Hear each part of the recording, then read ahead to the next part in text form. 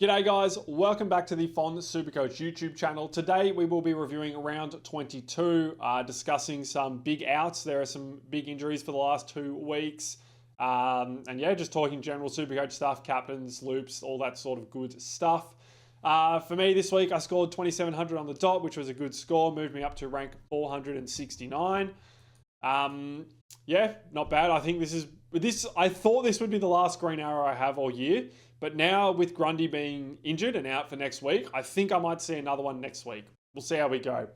Anyway, why did I score so well? Grundy didn't kill me this week. Anderson got shut down really hard. I benched Dane Zorko. And there was another primo that had a poor game. I don't have Ash. So yeah, that's why I went well this week. And yeah, let's get into it. So in defense, Nas and Sinclair 149, 135 against the Tigers. Yeah, just filled up as expected. Nazire is an absolute beast. I don't know, the words I have to describe this bloke, I'm running out of them. I'll say that much.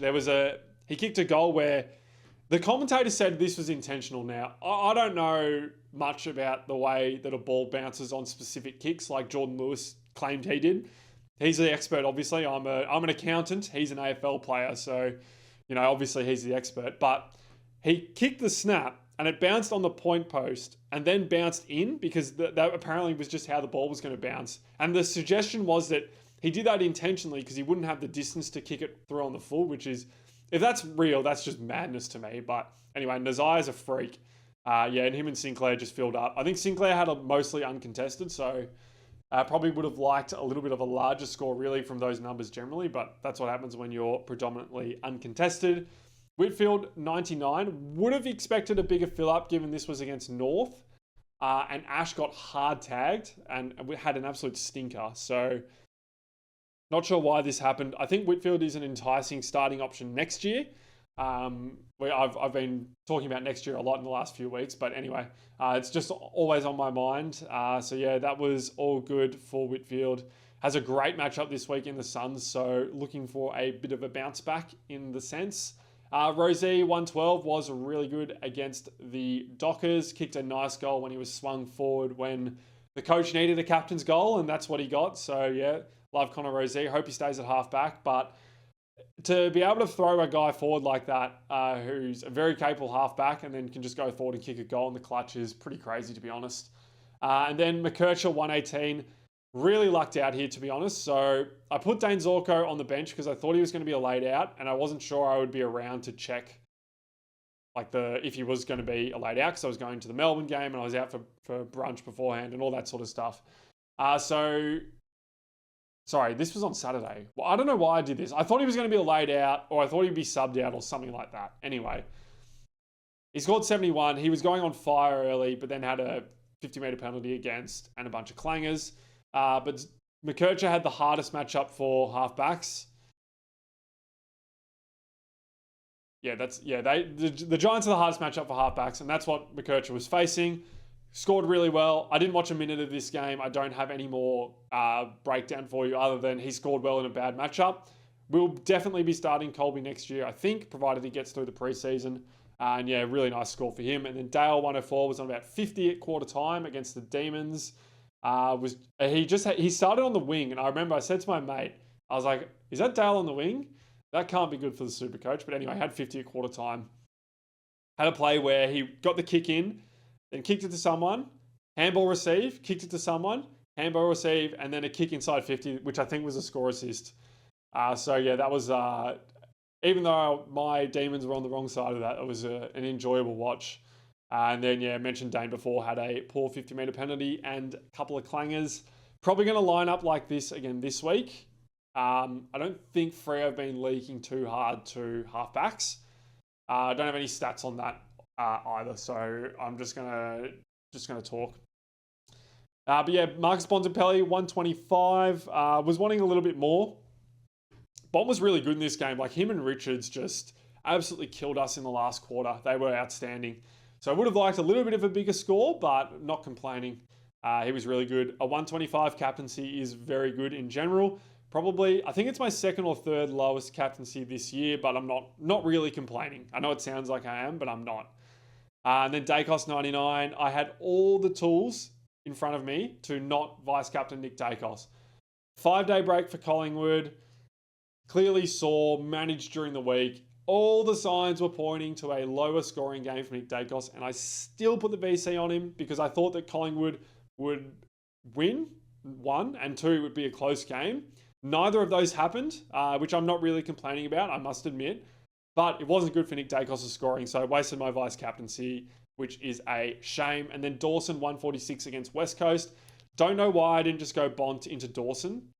I may not have had time or the internet. Well, you know what the internet's like at the MCG. You can't get onto it.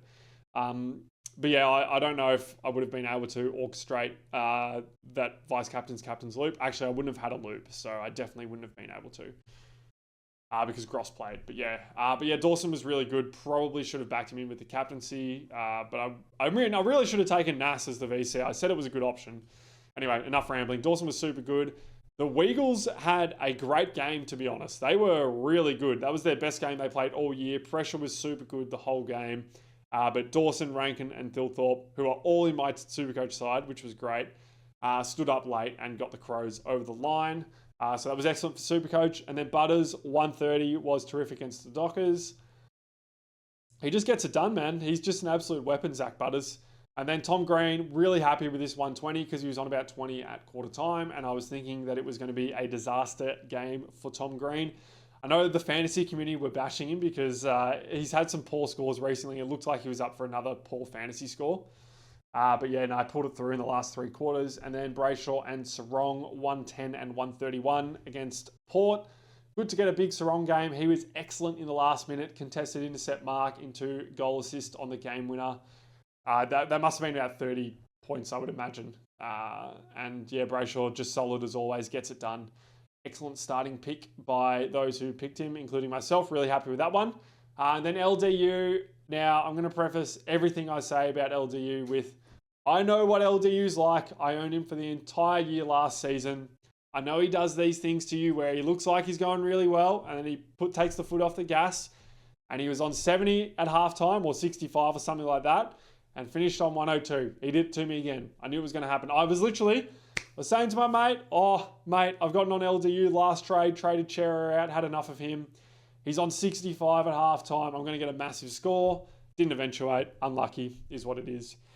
But yeah, there was no one else really that I liked at this price range. Like I was just priced out of Sicily, who I really would have liked, but couldn't make it happen. So we have Luke Davies-Uniacke. Has Richmond this week, which is a good matchup. And then he has Adelaide, which it's probably not the worst matchup, but Tim Kelly went really well on Adelaide this week. So yeah, LDU in at M8. Hopefully his score drops off more weeks than not, but I don't think that'll happen with the state of my forward line. And then in the rucks, Max was Max.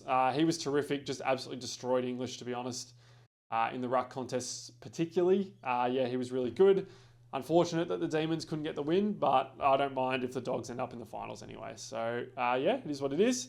He's been terrific. Probably should have gone the captaincy on him. He does always kill English. I don't know what it is, but, well, English is easy to score against, and Max scores well, so that's what it is. But, yeah, I don't know why I didn't go for that. And then Ryan Marshall, 109 against Richmond. I thought this was higher, because I was watching this game, like, on and off, and I swear he was on more than this, but we'll take a 109. Particularly, I think TDK went about 65.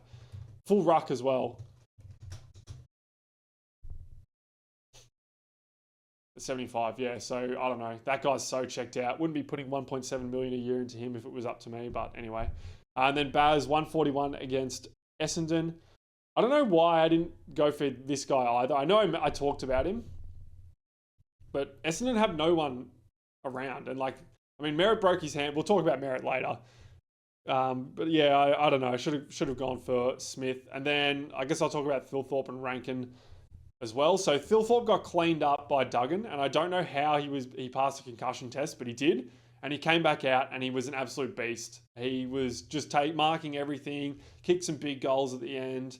And yeah, Rankin went into the middle after a very quiet first quarter. And he flipped the game on its head, Isaac Rankin through the middle. Like Dawson was good, but it was only when Rankin went in there that the Crows were able to really wrestle back dominance in that game. And it'll be interesting to see their mix going forward, because I have a feeling that Berry will lose his spot for Crouch. And I don't know what that means for Rankin because you can plonk Berry at half forward, but you can't put Crouch there. So it'll be interesting. Really looking forward to the final series, to be honest. I think any of the 8 teams that make it can win it, which is very unusual. And yeah, just really looking forward to it. Sam Darcy he was mostly poor, to be honest. Dropped a lot of marks he normally would take. I thought Melbourne actually did a pretty good job on him as well. And then in the last quarter, just went to town, took some big contested marks. That mark that was like Nick Rewald-esque in the last sort of minute was unbelievable. And yeah, just a terrific player. He's got really good skills for someone that big. Like he's like the Wembanyama of the AFL. So yeah, enjoy watching him play. He's going to be a star.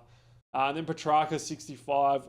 He was a score that dropped out for me this week. Yeah, just really poor. I don't know. He was just fumbling and like he looks rusty. He's looked rusty the whole year. The skills just aren't quite there.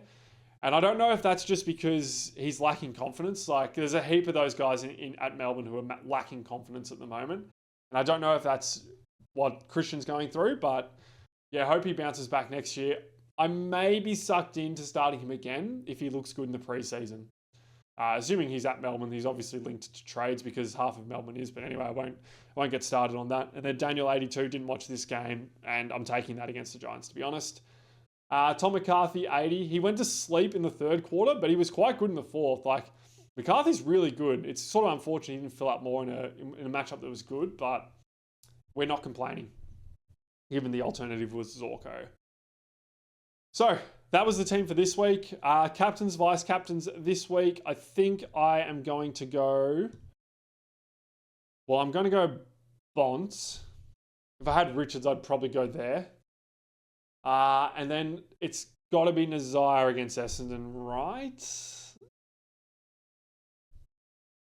Yeah, it just has to be. So I think Butters is getting tagged this week, so I wouldn't go there. Just based on what, was it Lord? Is that his name? Cooper Lord?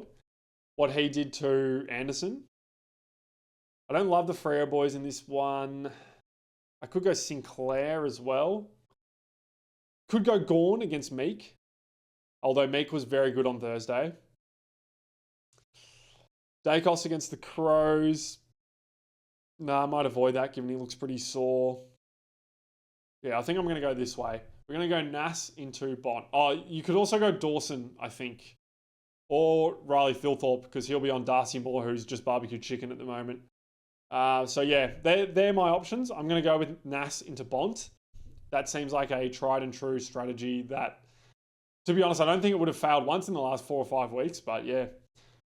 So, what do you do if you have Grundy or Merritt? I think they're the main ones, or Chera.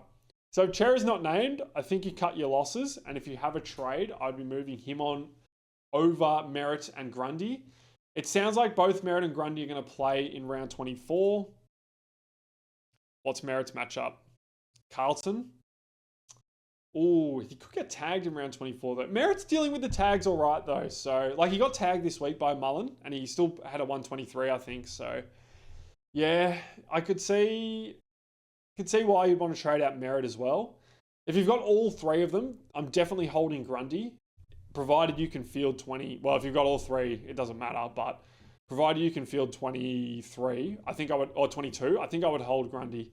Has this delicious West Coast matchup in round 24, which could genuinely be another 200 for him.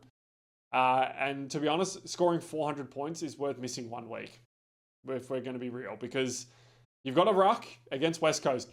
The captaincy is going on him. We can just get that out of the way. So if you've got Grundy, I'd probably hold. If you have like 3 trades for whatever, or 2 trades, and you only have Grundy, you could trade Grundy out this week for Gawn and trade him back in next week. That could be a good play. Marshall as well. I think Marshall has a good matchup this week. Oh yeah, Goldstein. Yeah. So if you have to move on Grundy, Marshall or Gawn, but I'd probably only do that if you can get him back. Because I think with the captaincy, he's going to outscore them. I mean, Marshall's got a good matchup, though. Yeah. I'm not sure. I'll leave that one up to you. But I wouldn't be upset with holding Grundy if I could field 22. anyway. I'm going to go with that. Merritt, I am more inclined to trade. The midfielders struggle with the hand injuries when they first come back. I've watched Clayton Oliver struggle with hand injuries a lot.